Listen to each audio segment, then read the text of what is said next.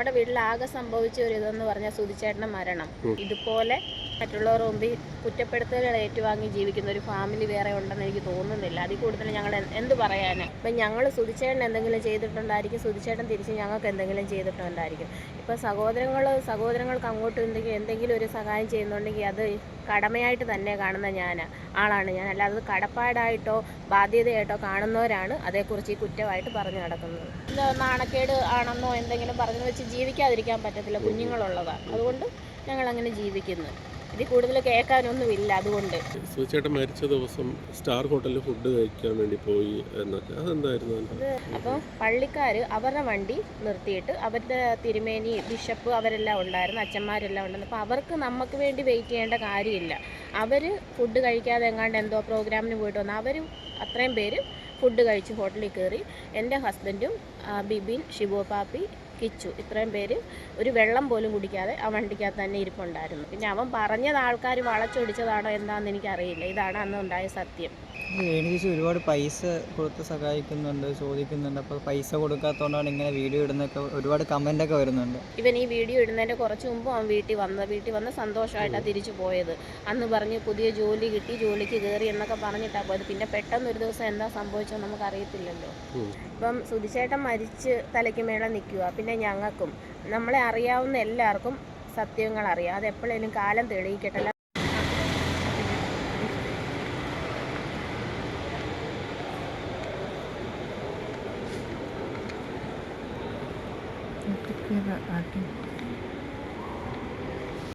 കിച്ചുവിനെ കുറിച്ചൊക്കെ ഒരുപാട് കാര്യങ്ങൾ ഇങ്ങനെ മോശമായിട്ട് പ്രചരിപ്പിക്കുന്നുണ്ട്.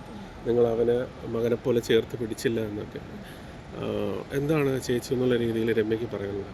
കാരണം മകനെ പോലെ ചേർത്ത് പിടിച്ച സുധിച്ചേട്ടൻ അവൻ അവിടെ വീട്ടിൽ കൊണ്ടുവന്നപ്പോൾ തൊട്ട് അങ്ങനെ തന്നെയായിരുന്നു. പിന്നെ ഇവർ പറയുന്നവർക്ക് എന്തും പറയാം. അവൻ എന്തുകൊണ്ട് അങ്ങനെ മാറിയെന്നോ അവൻ എന്നെ അത് പറഞ്ഞെന്നോ ഒന്നും എനിക്കറിയത്തില്ല. പക്ഷേ സത്യമെല്ലാം ഇപ്പം സുധിച്ചേട്ടൻ മരിച്ച് തലയ്ക്ക് മേലെ നിൽക്കുക. പിന്നെ ഞങ്ങൾക്കും നമ്മളെ അറിയാവുന്ന എല്ലാവർക്കും സത്യങ്ങൾ അറിയാം. അതെപ്പോഴേലും കാലം തെളിയിക്കട്ടല്ല. നമുക്ക് അതിനെക്കുറിച്ച് വേറെ എക്സ്പ്ലനേഷൻ ഒന്നുമില്ല. സത്യം എന്നാണേലും പുറത്തു വരും. കിച്ചു പറഞ്ഞൊരു കാര്യമാണ്, സുധിച്ചേട്ടൻ്റെ ചിലവിലാണ് കുടുംബം മൊത്തം ജീവിച്ചതെന്നൊക്കെ ഉള്ളതുകൊണ്ട് അതൊക്കെ ശരിയാണ്. അത് കിച്ചു അത്രയൊന്നും പറഞ്ഞതായിട്ട് എനിക്ക് തോന്നുന്നില്ല. കാരണം സഹോദരങ്ങളാണ്. ഇപ്പം ഞങ്ങൾ സുധിച്ചേട്ടൻ എന്തെങ്കിലും ചെയ്തിട്ടുണ്ടായിരിക്കും, സുധിച്ചേട്ടൻ തിരിച്ച് ഞങ്ങൾക്ക് എന്തെങ്കിലും ചെയ്തിട്ടുണ്ടായിരിക്കും. ഇപ്പം സഹോദരങ്ങൾക്ക് അങ്ങോട്ടും എന്തെങ്കിലും ഒരു സഹായം ചെയ്യുന്നുണ്ടെങ്കിൽ അത് കടമയായിട്ട് തന്നെ കാണുന്ന ആളാണ് ഞാൻ. അല്ലാതെ അത് കടപ്പാടായിട്ടോ ബാധ്യതയായിട്ടോ കാണുന്നവരാണ് അതേക്കുറിച്ച് ഈ കുറ്റമായിട്ട് പറഞ്ഞു നടക്കുന്നത്. ഈ സുധിച്ചേട്ടൻ മരിച്ച ദിവസം ആൾക്കാർ പറയുന്നുണ്ട്, ആൾക്കാരല്ല പല വ്ളോഗേഴ്സ് പറയുന്നുണ്ട്, അല്ല കിച്ചു തന്നെ പറഞ്ഞു സ്റ്റാർ ഹോട്ടലിൽ ഫുഡ് കഴിക്കാൻ വേണ്ടി പോയി എന്നൊക്കെ, അതെന്തായിരുന്നു? അത് സുധിച്ചേട്ടൻ മരിച്ചെന്നറിയുന്ന അന്ന് ഞങ്ങളുടെ വീട്ടിൽ നിന്ന് അങ്ങനെ അധികം ആരും പോയിട്ടില്ല. നമ്മുടെ വീട്ടിൽ നിന്ന് പോയത് പപ്പ അന്ന് ഹോസ്പിറ്റലിലായിരുന്നു, സർജറി കഴിഞ്ഞ് അന്ന് രാവിലെയാണ് കൊണ്ടുവന്നത്. എൻ്റെ ഹസ്ബൻഡ് ലിബുവും പിന്നെ ഞങ്ങളുടെ തന്നെ കസിൻ ഒരു ബിബിൻ, ഷിബു എന്ന് പറഞ്ഞൊരു അതും ഞങ്ങളുടെ ഒരു ബന്ധുവാണ്, അപ്പാപ്പി. അവർ 3 പേരുമാണ് പിന്നെ കിച്ചു, ഇവർ 3 പേരുമാണ് കാറിലുണ്ടായിരുന്നത്. പിന്നെ ബാക്കിയുള്ളത് മൊത്തം അവരുടെ പള്ളിക്കാരാണ്. അപ്പോൾ പള്ളിക്കാർ അവരുടെ വണ്ടി നിർത്തിയിട്ട് അവരുടെ തിരുമേനി, ബിഷപ്പ് അവരെല്ലാം ഉണ്ടായിരുന്നു, അച്ഛന്മാരെല്ലാം ഉണ്ടായിരുന്നു. അപ്പോൾ അവർക്ക് നമുക്ക് വേണ്ടി വെയിറ്റ് ചെയ്യേണ്ട കാര്യമില്ല. അവർ ഫുഡ് കഴിക്കാതെ എങ്ങാണ്ട് എന്തോ പ്രോഗ്രാമിന് പോയിട്ട് വന്നു. അവർ അത്രയും പേര് ഫുഡ് കഴിച്ച് ഹോട്ടലിൽ കയറി. എൻ്റെ ഹസ്ബൻഡും ബിബിൻ, ഷിബു പാപ്പി, കിച്ചു, ഇത്രയും പേര് ഒരു വെള്ളം പോലും കുടിക്കാതെ ആ വണ്ടിക്കകത്ത് തന്നെ ഇരിപ്പുണ്ടായിരുന്നു. പിന്നെ അവൻ പറഞ്ഞത് ആൾക്കാർ വളച്ചൊടിച്ചതാണോ എന്താണെന്ന് എനിക്കറിയില്ല. ഇതാണ് അന്ന് ഉണ്ടായ സത്യം. ഇതിനകത്ത് രേണു ഉണ്ടായിരുന്നു, രേണു ഹോട്ടലിൽ പോയി ഫുഡ് കഴിച്ചു എന്നൊക്കെ ഇല്ല, ആരും പോയിട്ടില്ല. വീട്ടിൽ നിന്ന് ആരും പോയിട്ടില്ല. ആകെ ഇത്രയും പേരെ നമ്മുടെ വീട്ടിൽ നിന്ന് പോയിട്ടുള്ളൂ. ബാക്കിയെല്ലാം പള്ളിക്കാരായിരുന്നു. എന്തുകൊണ്ടായിരിക്കും രമ്യ ഇത്രയും നിങ്ങൾ ചേർത്ത് പിടിച്ചിട്ട് കിച്ചു നിങ്ങൾക്കെതിരെ ഇങ്ങനെ സംസാരിക്കുന്ന റീസൺ എന്താണെന്ന് അറിയത്തില്ല. അതെന്താ സംഭവിച്ചെന്ന് ഞങ്ങൾക്ക് ഇപ്പോഴും അറിയത്തില്ല. കാരണം നമ്മളാരും കുഞ്ഞുങ്ങളെ വേർതിരിച്ച് കണ്ടിട്ടില്ല. അന്നും ഇന്നും അവനെ അതുപോലെ തന്നെയുള്ളൂ, ഒരുപോലെയാണ് കണ്ടു. പിന്നെ അവൻ എന്നാ സംഭവിച്ചതോ എന്താണെന്നൊന്നും നമുക്ക് അറിയത്തില്ല അതേക്കുറിച്ച്. എനിക്ക് ഒരുപാട് പൈസ കൊടുത്ത് സഹായിക്കുന്നുണ്ട്, ചോദിക്കുന്നുണ്ട്. അപ്പോൾ പൈസ കൊടുക്കാത്തതുകൊണ്ടാണ് ഇങ്ങനെ വീഡിയോ ഇടുന്നൊക്കെ ഒരുപാട് കമൻ്റൊക്കെ വരുന്നുണ്ട്. അതിലൊക്കെ എന്തെങ്കിലും സത്യമുണ്ടോ?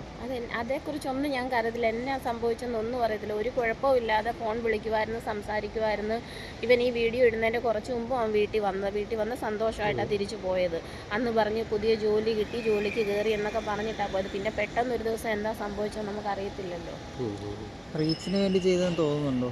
അതാ ഞങ്ങൾക്ക് അറിയത്തില്ല. അത് എന്തിനാന്നുള്ളത് ഞങ്ങൾക്ക് അറിയത്തില്ല. കിച്ചു ഇങ്ങനെ ഒരു തുറന്നു പറച്ചിലുണ്ടായതിന് ശേഷം പപ്പയും അമ്മയൊക്കെ എങ്ങനെയാണത് പ്രതികരിച്ചത്?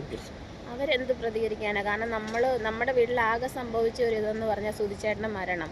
ആ ഒരു മരണം സംഭവിച്ചതിൻ്റെ പേരിൽ ഇതുപോലെ മറ്റുള്ളവർ മുമ്പിൽ കുറ്റപ്പെടുത്തലുകൾ ഏറ്റുവാങ്ങി ജീവിക്കുന്ന ഒരു ഫാമിലി വേറെ ഉണ്ടെന്ന് എനിക്ക് തോന്നുന്നില്ല. അതിൽ കൂടുതൽ ഞങ്ങൾ എന്ത് പറയാനാണ്?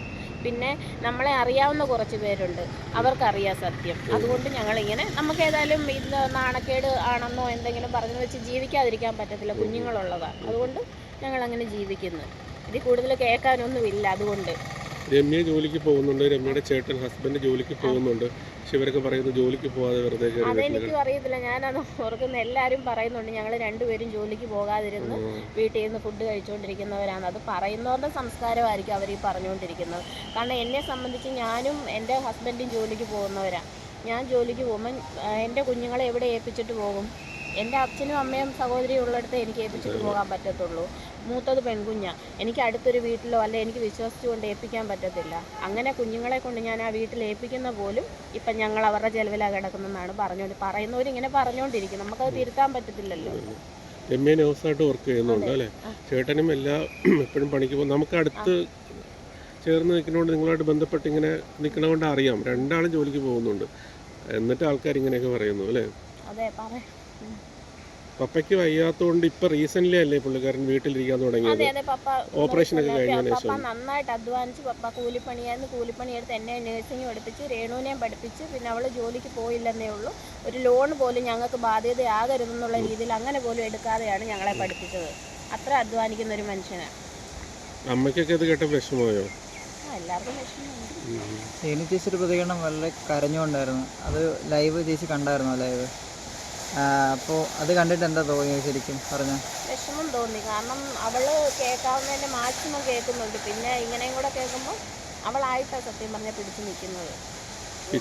പിച്ച് പറഞ്ഞിട്ടുണ്ടായിരുന്നു ഇനി വന്നു കഴിഞ്ഞാൽ ഋതുപരം കാണാൻ പറ്റുമോ എന്നൊന്നും എനിക്കറിയില്ല എന്ന്. അവൻ വന്നു കഴിഞ്ഞാൽ നിങ്ങൾ അവനെ അങ്ങനെ എന്തെങ്കിലും? ഞങ്ങൾ അതിനകത്ത് ഒരു കാര്യത്തിലും ഇടപെടാൻ പോകത്തില്ല. കാരണം എന്തൊക്കെ ഞാൻ പറഞ്ഞല്ലോ, സത്യം എന്താണെന്നുള്ളത് എല്ലാവർക്കും അറിയാം. നമ്മൾ എത്ര മൂടി വെച്ചാലും അത് കാലം തെളിയിക്കും. കാരണം ദൈവം എന്ന് പറഞ്ഞൊരു സത്യമുണ്ട്. അത് ഞങ്ങൾ വിശ്വസിക്കുന്ന ആൾക്കാരാണ്. പിന്നെ അവർ സഹോദരങ്ങളാണ്, മക്കളാണ്. അങ്ങനെയൊന്നും ഞങ്ങൾ ആരെയും വേർതിരിക്കുകയോ അല്ലെ കാണരുത് അങ്ങനെ ഒരിതും ഞങ്ങളുടെ ഭാഗത്തുനിന്ന് ഒരിക്കലും ഉണ്ടാകത്തില്ല. അവന്മാർ വണ്ടിയില ഇറങ്ങിയില്ല. പിള്ളേരും ഞങ്ങളും അമ്മയുണ്ട്.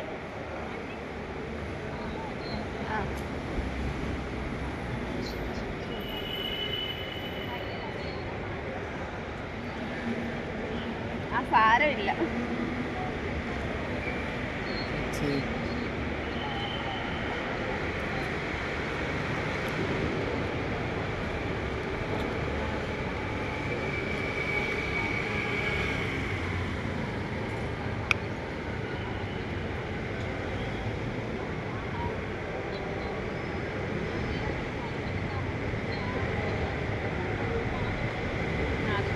നീ